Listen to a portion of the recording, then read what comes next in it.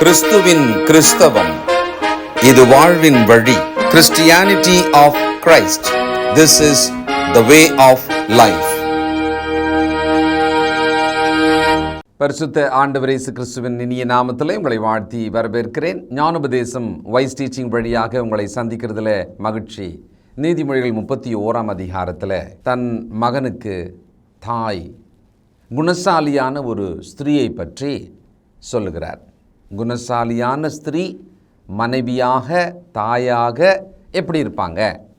இது ஒரு பயோடேட்டா சொல்லுவாங்க பார்த்தீங்களா, பேர், வயது, அவங்களோட குணாதிசயம் அல்லது பழக்கம், தாளந்து, படிப்பு, அந்த மாதிரியாக நாம் இதை எடுத்துக்கொள்ளாமல் ஒரு குணசாலியான பெண்மணி மனைவியாக இருந்தால் அவங்க எப்படி நடந்துக்குவாங்க, நடைமுறை வாழ்க்கைக்குள்ள மிக முக்கியமான குணசாலியான ஒரு பெண்ணை பற்றி அந்த அம்மா சொல்கிறாங்க. இப்படி இருப்பாங்க, நீ பார்த்துக்க அப்படின்றாங்க. இப்போ 10ஆம் வசனம், குணசாலியான ஸ்திரீயை கண்டுபிடிப்பவன் யார்? அவளுடைய விலை முத்துக்களை பார்க்கலும் உயர்ந்தது. அவள் புருஷனுடைய இருதயம் அவளை நம்பும், அவன் சம்பத்து குறையாது. 11ஆம் வசனம் ரொம்ப ஆச்சரியமாக இருக்குது. ஏன் இப்படி தொடங்கினாங்க? இப்போது அந்த மனிதன் குணசாலியான பெண்ணை கண்டுபிடிச்சிட்டாரு, திருமணம் ஆயிடுச்சு. அந்த பெண்மணி எப்படி இருக்கிறாங்க? அந்த பெண்மணி தன் கணவனோட நம்பிக்கைக்கு பாத்திரமாக இருக்காங்க. அப்படி அவங்க நம்பிக்கைக்கு பாத்திரமாக இருக்காங்க அப்படின்றத எதை வச்சு அவங்க சப்போர்ட் பண்ணுறாங்க அல்லது எதை முன்னிட்டு அவங்க சொல்கிறாங்கன்னு பார்த்தா, இந்த மனிதனோட சொத்துக்கள், வசதிகள் எதையுமே குறைத்து விட மாட்டாள். சில நேரங்களில் மனைவியினுடைய ஆடம்பர வாழ்க்கை, பேராசை வாழ்க்கை, புருஷனுடையதை அவனுடைய சம்பளமோ சொத்தோ இவை எல்லாற்றையுமே உறிஞ்சி குடிக்கிற மாதிரி, எல்லாவற்றையும் காலி செய்வது போல இருந்தால் எப்படி இருக்கும்? சமீபத்தில் ஒரு உண்மை, அந்த வாலிபன் இதை பொது வெளியில் ஊடகத்தில் அறிக்கையாக சொல்கிறாரு. அதுவும் ஒரு 30-40 பேருக்கு நடுவில் இருக்கிற ஒரு மன்றத்தில் அவர் சொல்கிறாரு. ஒரு பைலட் அவர்.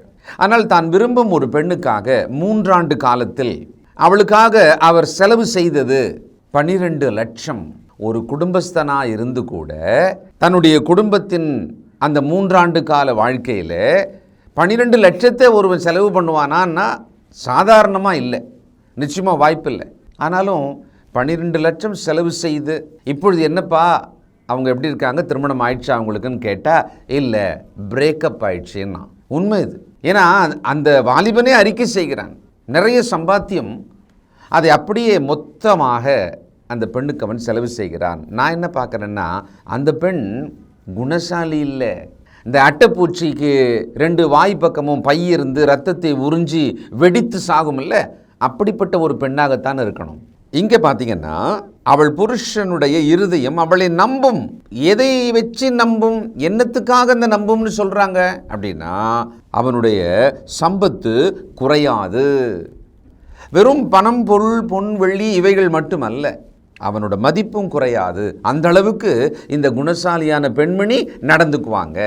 மனைவி நிமித்தம் தன்னுடைய பெயரை, புகழை, கௌரவத்தை இழக்கும் கணவன்மார்கள் இருக்காங்கல்ல, அவங்களுக்கு பேர் போச்சு, இது வரைக்கும் இருந்த கௌரவம் போச்சு, நான் இது வரைக்கும் காப்பாற்றி வச்ச நல்ல சாட்சியெல்லாம் போச்சு, எனக்கு அப்படிப்பட்ட ஒரு மனைவி வந்து வாச்சிட்டாங்க அப்படின்னு சொல்கிறாங்க இல்லைங்களா? அந்த இடத்துல தான் இதை நம்ம கவனித்து பார்க்கணும். இந்த குணசாலியான ஒரு பெண்மணியோ அடிப்படையில் இவங்க தேவனுக்கு பயந்த ஒரு பெண்மணியாக இருக்கிறதுனால தன் புருஷனுக்கு கீழ்ப்படிந்து தன் புருஷனுடைய எந்த ஒரு நன்மையும் குறையாதபடிக்கு அவங்க நடந்துக்குவாங்க. இப்போ இந்த குணசாலியான பெண் அப்படின்னு நான் சொல்கிறத தேவனுடைய மகள் அப்படின்னு கூட நம்ம சொல்லலாம், தேவ மகள் அப்படின்னு சொல்லலாம். தேவன் இஸ்ரவேல் மக்களுக்கு தன்னுடைய பிரமாணத்தை கொடுக்கும்போது, நியாயப்பிரமாணம், தமக்கு பயந்து நடக்கும்படியான பிரமாணத்தை பல வகையில் அவங்களுக்கு சொல்லிக் கொடுத்தார். அப்போது தேவனுக்கு பயந்து நடக்கிற ஒரு பெண்மணியாக ஒருவர் வளர்ந்தால், வாலிப பிள்ளைகள் கவனிங்க, நீங்கள் தேவனுக்கு பயப்படுகிற ஒரு பிள்ளையா? ஏன்னா நீங்கள் குணசாலியாக அல்லது தேவ மகளாக இருக்கணுமா இல்லையா? தன்னை தேவ மகள் என்று ஒருத்தர் சொல்லிக்கிறாங்க, நினைக்கிறாங்க அப்படின்னு சொன்னால் அவர்கள் தேவனுக்கு பயப்படுகிறவராக இருக்கணும். வெறுமனே ஒரு டைட்டில் மாதிரி வச்சுக்கூடாது, அல்லது சொல்லிக்கிட்டா நல்லா இருக்கே அப்படின்னு நினைக்கவும் கூடாது. உண்மையாகவே தேவனுக்கு நீங்கள் பயப்படணும். சரி, இன்னொரு கோணத்தில் பார்த்தா ரொம்ப கிருபையாக தேவன் என்ன பண்ணிடுறாரு, பெண் பிள்ளைகள் நீங்கள் ஒரு குறிப்பிட்ட வயதில் ஞானஸ்தானம் எடுக்கும் பொழுது நீங்கள் தேவனுடைய மகள் ஆகிறீர்கள். தேவன் உங்களை தன்னுடைய மகளாக, குமாரத்தியாக ஏற்றுக்கொள்ளுகிறார். அதிலிருந்து அந்த கௌரவத்தை, அந்த தேவனுக்கான புகழ்ச்சியை காப்பாற்றுகிற ஒரு வாழ்க்கையை நம்ம வாழணுமா இல்லையா? குணசாலியான, தேவனுக்கு பயப்படுகிற தேவ மகளாக இருக்கணும். அப்படி இருந்தால், நீங்கள் அப்படி நடந்துக்கிட்டா உங்கள் புருஷனோட இருதயம் உங்களை நம்பும். ஏன் தெரியுங்களா? அவனுடைய எந்த நன்மையும் குறைத்து அதை ஒன்றுமில்லாமல் ஆக்க மாட்டீங்க. இன்றைக்கு வருமானத்துக்கு மேலே கடன் வாங்கி வாழும்படிக்கு ஒரு மனைவி பலவிதமான பொருட்களை புருஷனிடத்திலே பிடுங்குவதாக இருந்தால் எப்படி இருக்கும்? அவனுடைய பணம் பொருள் குறையிறது மட்டுமல்ல, அடிப்படை நிம்மதி, சமாதானம், இல்லை நல்ல உறக்கம், இது எல்லாமே குறைஞ்சிரும். தயவுசெய்து இந்த காலத்தில் தேவனுடைய குடும்பமாக, தேவ சந்ததியாக நாம் எப்படி இருக்கிறோன்றதை சிந்திக்கணும். இந்த பெண்மணி தேவனுக்கு பயப்படுறதுனால தன் புருஷனுக்கு கீழ்ப்பணிந்து நடக்கிறவர்களாக, அவனுடைய நற்பெயருக்கு எந்த விதத்திலும் களங்கமில்லாதபடிக்கு அவங்க நடக்கிறத பார்க்கும்போது அவர்கள் வாயின் வார்த்தைகள் எப்படி இருக்கும்? ஏன்னா ஒரு பெண்மணின்னா முதல்ல அவங்கள நாம் பேசுகிறத வச்சு, அவங்க வாயின் வார்த்தைகளை வச்சு தானே நம்ம கவனிப்போம். என்ன சொல்கிறாங்க இந்த வசனத்தில்? 26ஆம் வசனம், தன் வாயை ஞானம் விளங்க திறக்கிறாள், தயையுள்ள போதகம் அவள் நாவின் மேல் இருக்கிறது. எவ்வளோ ஆச்சரியமாக இருக்குது பார்த்தீங்களா? ஞானம் விளங்க தன் வாயை திறப்பாங்களாம். அப்படின்னா என்ன அர்த்தம்? நன்மையை பேசும்படி தன் வாயை திறப்பாங்க. கர்த்தருக்கு பயந்து எதையுமே பேசுவாங்க, தீமையை பேச மாட்டாங்க. இவ்வளவு இருக்கு அதுக்குள்ள. அந்த ஞானம் விளங்க பேசுறது எப்படிப்பட்டதுன்னு சொன்னா, தயையுள்ள ஒரு இரக்கம், தயவுள்ள ஒரு போதகமாக இருக்கும். சுற்றி இருக்கிறவங்களுக்கோ, தன் வேலைக்காரருக்கோ, அடுத்து தன்னுடைய பிள்ளைகளுக்கோ தயையுள்ள போதகமாக அவங்களுடைய பேச்சு இருக்கும் இல்லையா? கூச்சலும் சண்டையும் இல்லை, அதிகமான வார்த்தைகள், கெட்ட வார்த்தைகளை பேசியும், ஒரு சண்டைக்காரி அப்படின்னு சொல்கிற மாதிரி போராட்டம் போரும் போல இருக்குமானால் எப்படி இருக்கும்? ஆனால் குணசாலியான தேவ மகள், கர்த்தருக்கு பயப்படுகிற இருதயம் உள்ளவர்கள் இப்படி தான் இருப்பாங்க. ஞானம் விளங்க பேசுவாங்க. அப்படின்னா நன்மை தீமையை பகுத்து பேச அவங்களுக்கு தெரியும். இன்றைக்கு கிறிஸ்தவ குடும்பத்துக்குள்ளே இருக்கிற ஒரு தேவ மகளை சொல்கிறதா இருந்தால், ஞானம் விளங்க பேசுகிறதோடு கூட இன்னொரு வார்த்தையை நம்ம சேர்த்து சொல்லலாம், விசுவாசத்தை பேசுவாங்க. அவங்க பேசினா அதில் விசுவாசம் இருக்கும். இப்போ யோசனை பண்ணி பாருங்களேன், ஞானம் விளங்க பேசுகிறோமா, அடுத்தது விசுவாசமாக பேசுகிறோமா? நாம் நம்முடைய கவலை கஷ்டங்களை எல்லாம் பகிர்ந்துக்குவோம் தான், பேசுவோம் தான், ஜெபம் கூட பண்ணுவோம் தான். ஆனால் அதை சொல்கிற விதத்தில் விசுவாசம் பேசப்படுகிறதா, விசுவாசமாக நம்ம அதை சொல்கிறோமா? இதை நான் முக்கியமாக கவனிக்கணும். ஏன்னா கிறிஸ்துவுக்குள்ளே நம்முடைய மொத்த வாழ்க்கையுமே விசுவாசத்தின் மேலே கட்டப்படுகிறது. விசுவாசத்தினாலே நாம் தொடர்ந்து ஓடிக்கொண்டிருக்கிறோம். அந்த விசுவாசத்தை காப்பாற்றி கொண்டு தான் நம்ம போராட்டங்களை போராடணும். விசுவாசத்தை காத்து கொண்டு தான் ஓட்டத்தையும் முடிக்கணும். அப்போ நம்முடைய பேச்சு விசுவாசமாக இருக்கணும். 12ஆம் வசனம் பாருங்களேன். நம்ம இது வரைக்கும் பேசுனது உறுதி செய்கிற மாதிரியான விஷயம் இருக்கு. அவள் உயிரோடு இருக்கிற நாளெல்லாம் அவனுக்கு தீமையை அல்ல நன்மையே செய்கிறாள். ரொம்ப பெரிய விஷயத்தை சொல்கிறாங்க இங்கே. ஏன் இப்படி சொல்கிறாங்க அப்படின்னு எனக்கு தெரியல. ஒரு மனைவி எப்படி தீமை செய்வாங்க? செஞ்சுருவாங்களா என்ன? 2-3 நாட்களுக்கு முன்பாக சாகும் வரை சிறை தண்டனை அபிராமி என்கிற ஒரு பெண்மணி, ஒரு 7 வருஷத்துக்கு முன்னால அந்த பெண் தவறான ஒரு உறவின் நிமித்தம் தன் புருஷன் 2 பிள்ளைகளுக்கு விஷம் கொடுத்து அவர்களை சாகடிக்கும்படியாக முயற்சி செய்தாள். அந்த 2 பிள்ளைகள் செத்துட்டாங்க. ஆனால் புருஷன் தப்பிச்சிட்டார், அவர் பிழைச்சிட்டார்.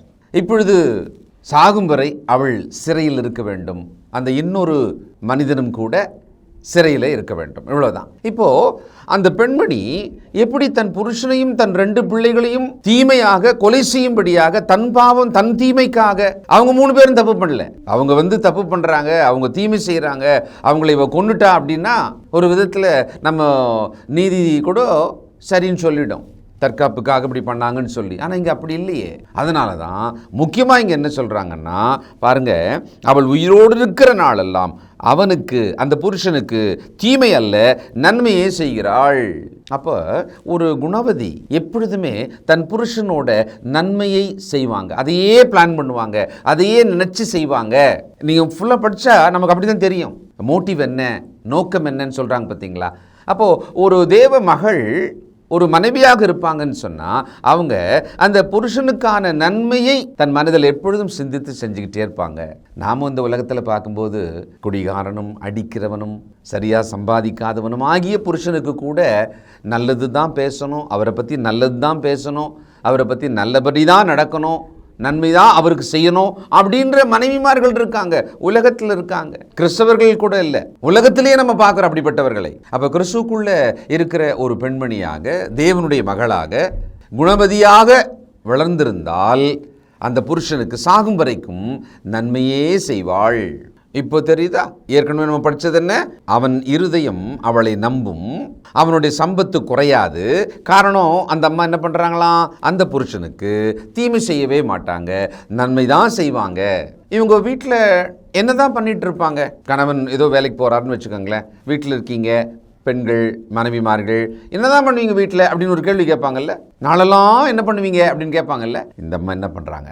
13 ஆட்டு மயிரையும் சணலையும் தேடி தன் கையினால் உற்சாகத்தோடே வேலை செய்கிறாள். இந்த இடத்துல அவங்க வேலை செய்கிறாங்க, வீட்டில் வேலைகள் செய்கிறாங்க. அதில் நல்லா கவனித்து பார்த்தீங்கன்னா, தேடி அப்படின்னா தான் எதையோ செய்ய வேண்டும் என்கிற ஒரு மனதின் திட்டம். அதை இவர்கள் ஒன்றை செய்வதற்காக அந்த பொருளை எல்லாம் இவங்க தேடி டேபிள் மேலே எட்டுன்னு கையில் கொடுத்து வச்சா மட்டும்தான் செய்வேன் அப்படின்றதல்ல, இவர்களே தேடி. இல்லை, இன்னொரு வார்த்தையை கவனிக்கணும், நீங்கள் இந்த தலைமுறை கவனிக்கணும். வேலை செய்கிறாங்கன்னு மட்டும் சொல்லலை, உற்சாகத்தோடு செய்கிறாங்கன்னு இருக்கு. அப்போது ஒரு மனைவியாக வீட்டில் வேலை செய்யும் பொழுது அதை உற்சாகத்தோடு செய்கிறோமா? தேவ மகள் குணவதி செய்வாங்க. தன் புருஷனுக்கான நன்மையை, தன் குடும்பத்துக்கான நன்மையை சிந்திக்கிறவர்கள் செய்வாங்க. அவர்கள் உற்சாகத்தோடு வேலை செய்வாங்க. பாட்டிமார்கள், நம்முடைய தாய்மார்கள் வலிகளுக்கும் பலவீனங்களுக்கும் நடுவில், குறைவுகளுக்கு நடுவில் அநேகர் உற்சாகத்தோடு குடும்ப வேலைகளை செய்ததுண்டு. இன்றைக்கும் இந்த தலைமுறை மனைவிமார்கள் அவர்கள் தேவனுக்கு பயப்படுகிறவர்களாக இருந்தால் நிச்சயமாக அப்படி செய்வார்கள். ஏன்னா இவங்க இப்படி தான் அந்த ஒரு குணவதியை நமக்கு ப்ரெசன்ட் பண்ணுறாங்க. உற்சாகத்தோடு வேலை செய்கிறாள். இப்போது ஒரு பெண்மணியாக பலவீனமான பாண்டம் என்று கூட வசனம் சொன்னாலும் வேலைகளை உற்சாகமாக செய்வதற்கு முடிவெடுத்தால், உங்களுக்கு மனம் இருந்தால், உங்கள் மனதில் இந்த உற்சாகத்தை நீங்கள் வைத்துக்கொண்டால் உங்களால் செய்ய முடியும். உற்சாகமாக வேலை செய்யக்கூடியவர்கள் தான் நீங்கள் பெண்கள் குறிப்பாக. அதனால் உற்சாகமாக வேலை செய்ய ஒரு ஜெபம் பண்ணுங்க. அதுக்காக நான் உற்சாகமாக செய்யணும், உற்சாகமாக என்ற வேலைகளை செய்யணும்.